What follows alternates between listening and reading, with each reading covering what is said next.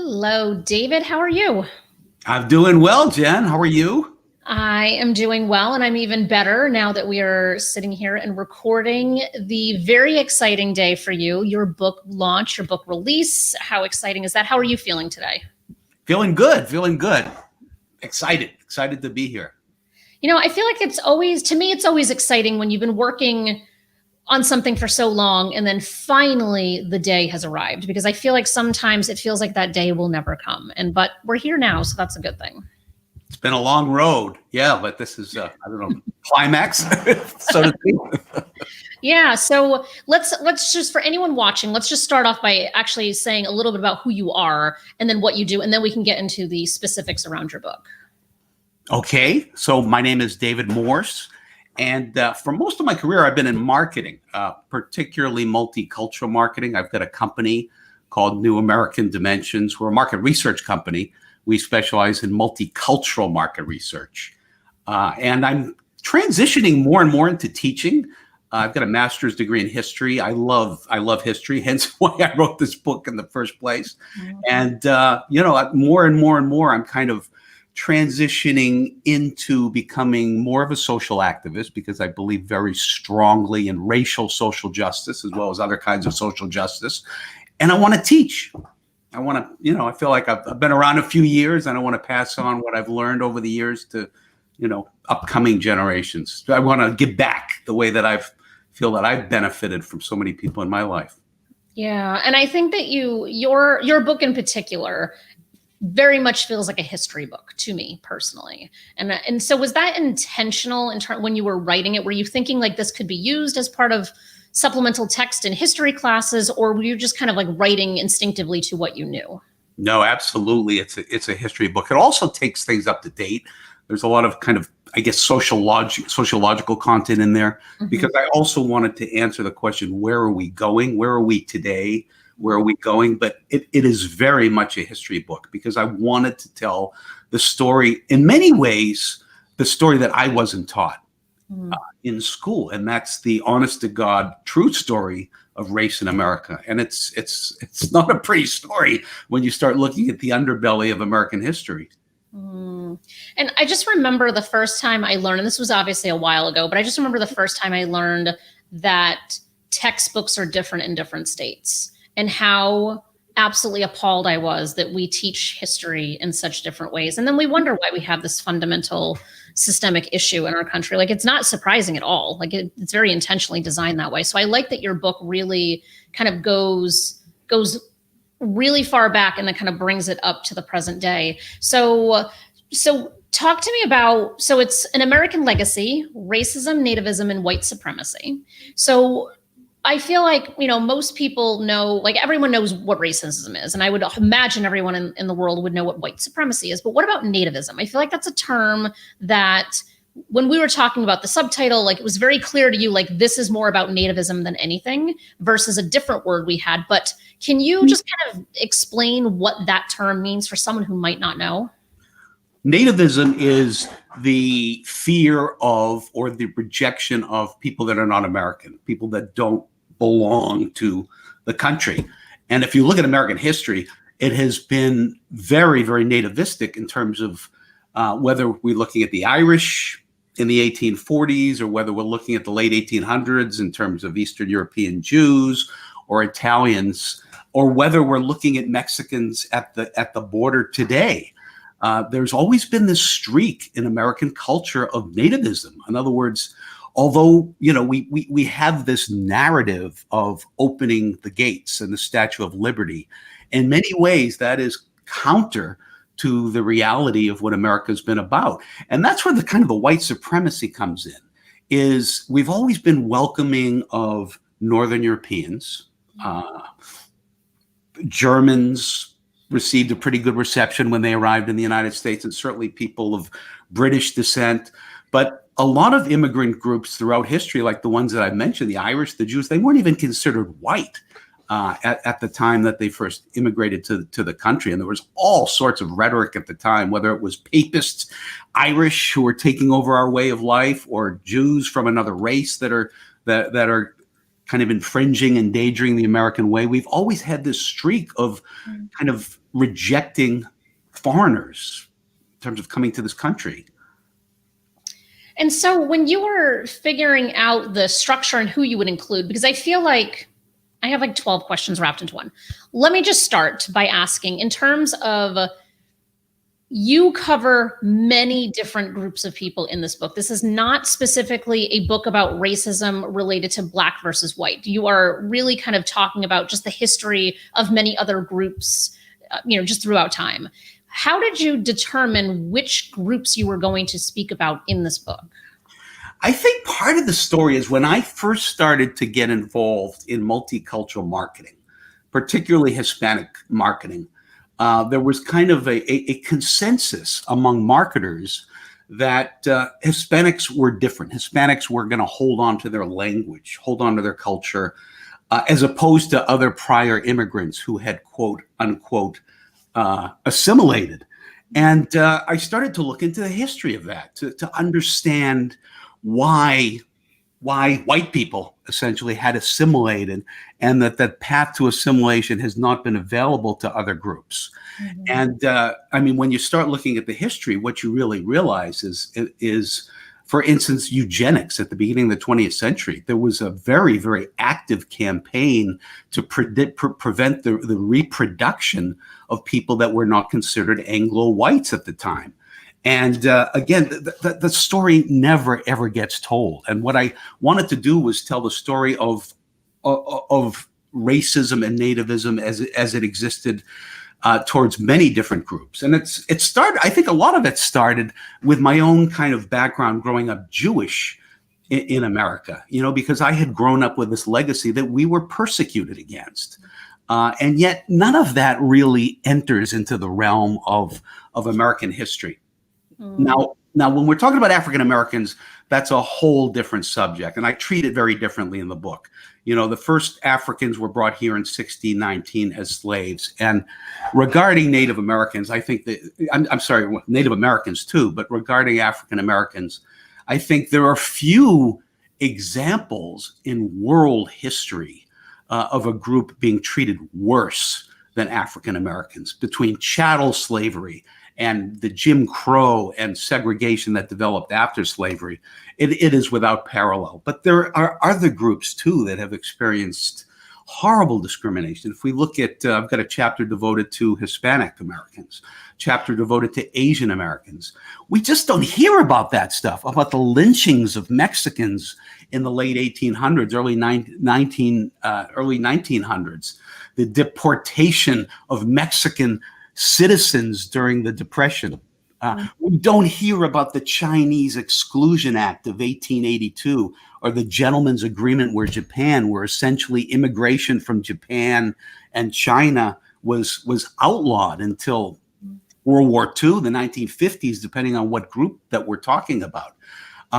The African American story in America is unique and probably without parallel, but there are lots of stories in American history of racism, nativism, and white supremacy.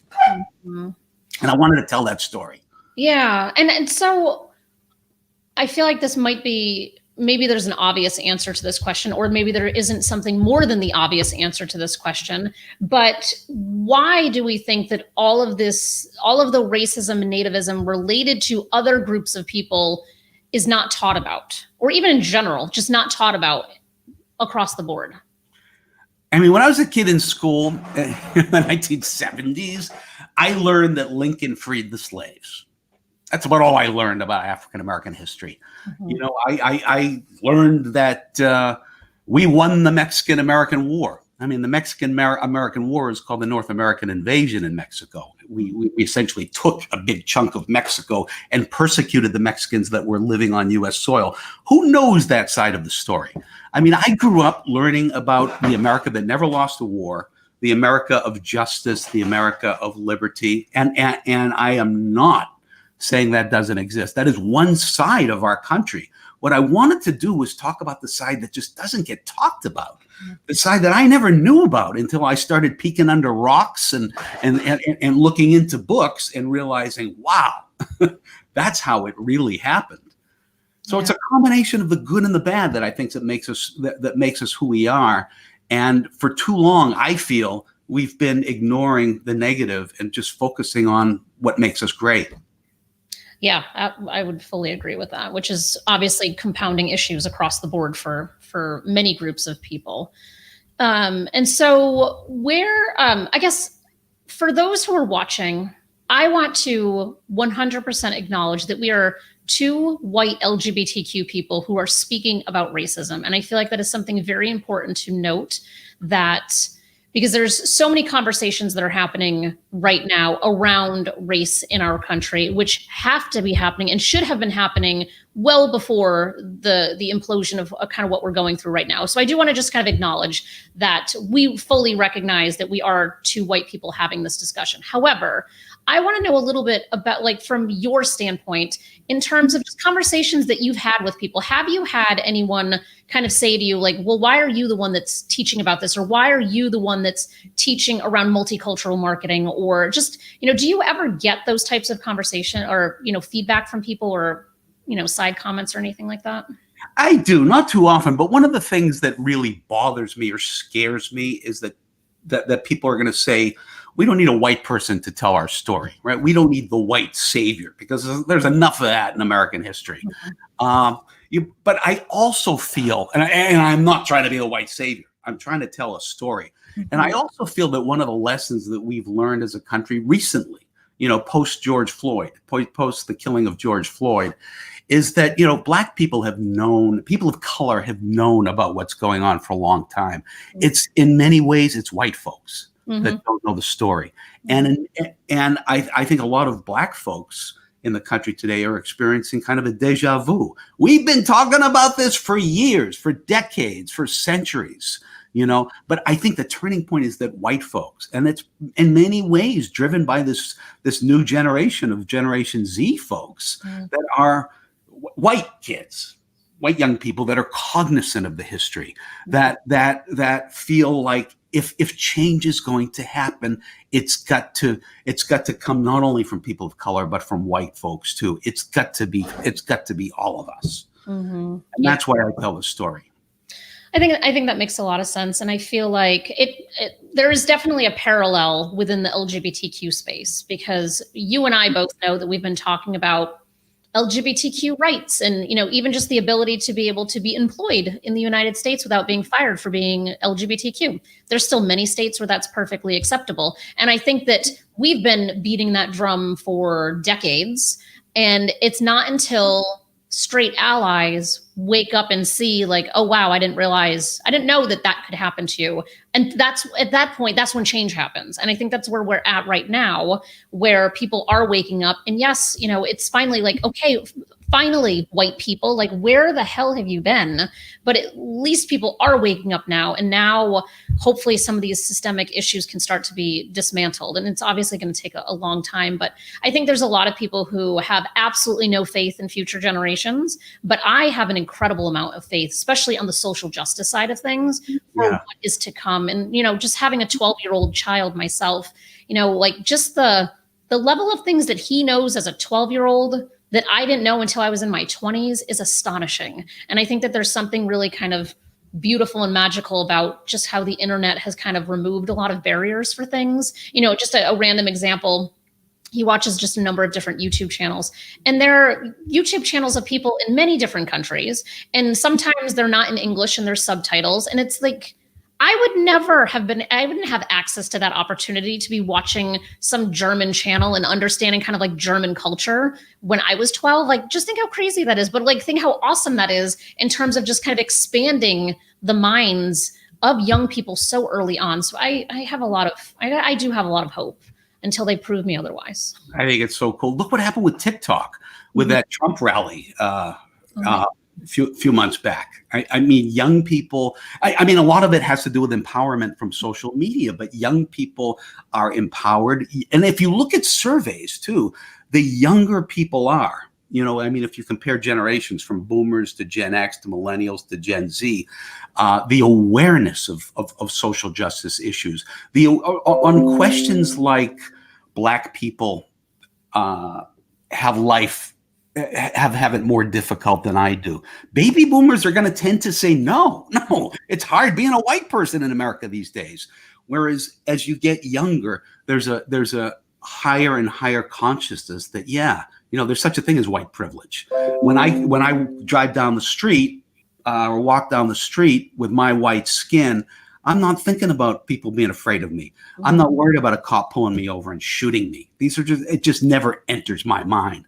And that's white privilege. And I just think it's fantastic that a whole generation is really coming aware of this phenomenon that has really, really never been talked about. I mean, the division in America for so long has been people that are aware of this sort of racial discrimination and persecution, largely people of color, and about half of white people, right? And then there's the other half, largely white, that would call themselves colorblind. They say, I don't see color. White people get discriminated against too. Look at affirmative action. But I think that the percentage of young people that are in the former category, that are aware of our history, that are aware of what people of color are up against every single day is growing. And I think it bodes so well for our country, that finally, somebody like me or somebody like you can say, I think that the future looks bright. Mm-hmm. Maybe. And again, you got to qualify it with hundreds of years of no progress. Yeah, absolutely. Race, but maybe this is the generation. At least things are trending in the right direction.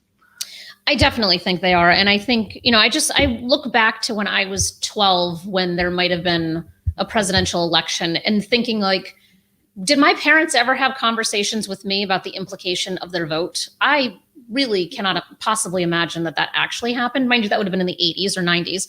But like, my son asks questions regularly around like, why do people hate Trump? Or why do people hate families like ours? Or like, he has a lot of very interesting questions. And it's like, these are those learning opportunities to get young people to pay attention that your vote matters a lot. And this is why we have to vote this way, and at the same token, like, not immediately shoving your views upon a child either, but at the end of the day, like, it's just interesting to think like, I am confident that when he is 18, he will be a very active voter, because I know myself and his other mother do have conversations with him about how important this is. But I don't ever remember that being a conversation forever ago, which I think also kind of alludes to why there's not a huge voter turnout. Right? Like, if it was never a conversation, you're just like, what does it matter if that was never just kind of an important thing in your family? So I think that like, there's so many different layers of this, so many. It's so important that people vote in this election. And again, it's, when you look at how divided we are as a country, like Pew Research has been doing studies since the 90s that look at kind of the social views of Republicans and the social views of Democrats. Back in the mid 90s, we were pretty similar, in terms of views of social justice. I mean, there were big racial differences, but I lost my train of thought. But as we get into the 2010s, the divide is getting wider and wider and wider. And at no other time in our history, in my opinion, has the divide been wider than it is right now, a month before this presidential election. Mm-hmm. So the reason, but I didn't want to talk politics in the book because I wanted to talk about history, because it's hard to argue with history. History was what it was. And, as Santayana said, we need to learn from history. Those that don't learn from history are condemned to repeat it. I wanted to tell the story of American racial history. And it's certainly been told for different racial groups. The story has certainly been told in terms of the history of African Americans and to a certain extent Hispanics and Asians. But there are very few books, if any, that tell all of that story in one book. And I think it does reflect some fundamental attitudes of America. There is an underlying racism, nativism, and white supremacy that we just don't talk about. Yeah. And do you happen to have your book like somewhere within arm's length that you can show for those who are, perfect. Yeah. So for those someone has asked, is the book available everywhere? Of course it is. It's available in all online retailers, but that's what you're looking for. The Uncle Sam hat wrapped in barbed wire, which I feel like is a very powerful visual. So let's see where, so for someone who wants to engage with you, or actually let me backtrack for a second.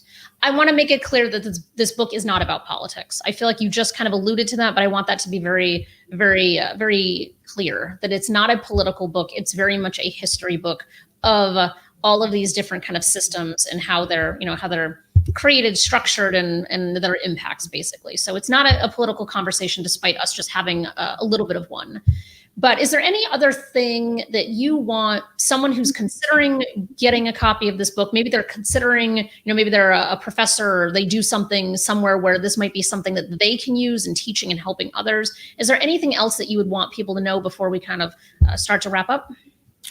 Well, I think it looks at different ethnic books, ethnic groups, the way it's structured. First of all, I tell the story of whites, right? And how we ended up being a black-white society, and how people like my ancestors, who were discriminated against as Jews, or the Irish that came in the 1840s, how we became white.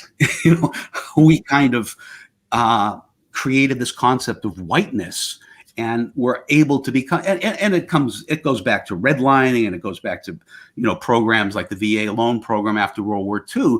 But the fact remains that no matter what my ancestors went through, I get to walk down the street and be white. African Americans is the next chapter, and that's a whole nother story, as is the story of Hispanics and Asian Americans.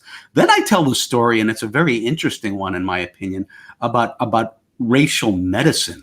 And how science was used to justify racism. It's an incredibly powerful story.